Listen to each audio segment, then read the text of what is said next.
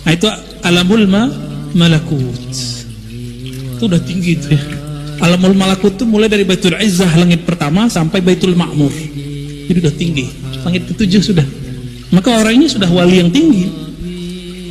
Jangan macam-macam ya. Nah, rata-rata mursyid-mursyid antara Baitul Izzah itu sampai Baitul Ma'mur. Rata-rata. Jadi wali-wali yang antum kenal masyhur sekarang di dunia, belum tentu dia masyhur ke alam setelahnya ya. Tapi minimal masyhur sampai ke Baitul Ma'mur, namanya disebut-sebut.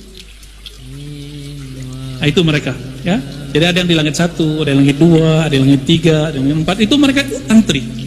Kalau selama di dunia mereka riyadhah zikir, lalu dapat ijazah dari gurunya, makomnya baru di Baitul Izzah langit pertama, udah jadi guru. Enggak diteruskan riyadhah dan ma'rifatnya. Jadi enggak cukup riyadhah, ma'rifat yang paling penting. Maka mereka ya nanti kalau meninggal nyari guru lagi di alam barzakh. Kan repot. Apa dalilnya? Dalilnya hadis Sahih Bukhari dan Muslim. Jangankan di alam barzakh, nanti di padang mahsyar orang mencari siapa yang bisa kasih syafaat, cari guru sang maha guru. Datanglah mereka ke Sayyidina Adam. Apa kata Nabi Adam? Saya udah nggak bisa ngajar, nggak bisa kasih syafaat. Datang ke Nuh. Kata Nuh, saya nggak juga bisa. Datang ke Ibrahim. Ibrahim bilang apa?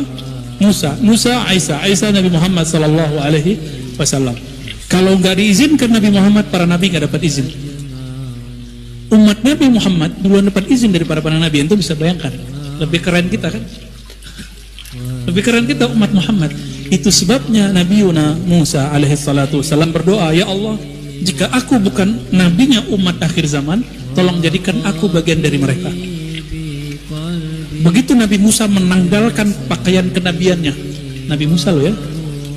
Jadi coba tuh ya, antum yang punya ilmu macam-macam, tanggalin tuh. Pasti Allah angkat. Ini yang disebut wa ma tawadha'a ahadun illa rafa'ahullah. Ini tawadhu hakiki.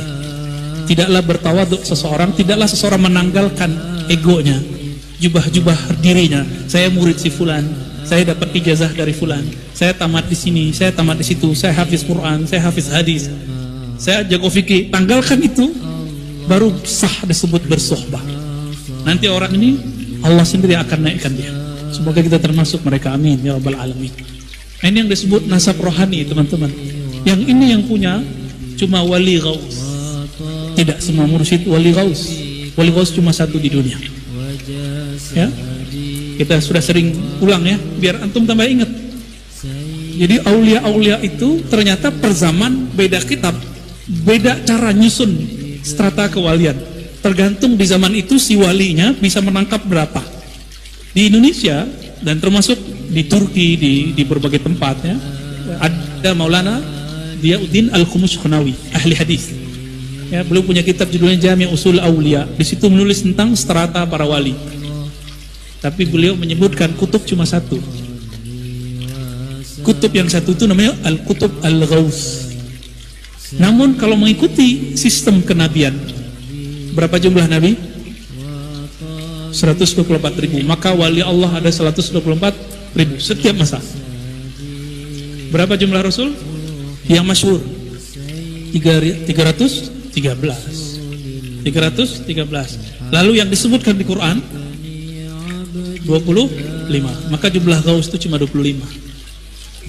Setiap, jadi dari dulu sampai sekarang dihitung dari zaman Sayyidina Al-Husain sampai sekarang, dan penutupnya 25. Kalau dihitung-hitung gausnya sudah 24. Berarti tinggal satu dong. Maka ini sudah akhir zaman teman-teman.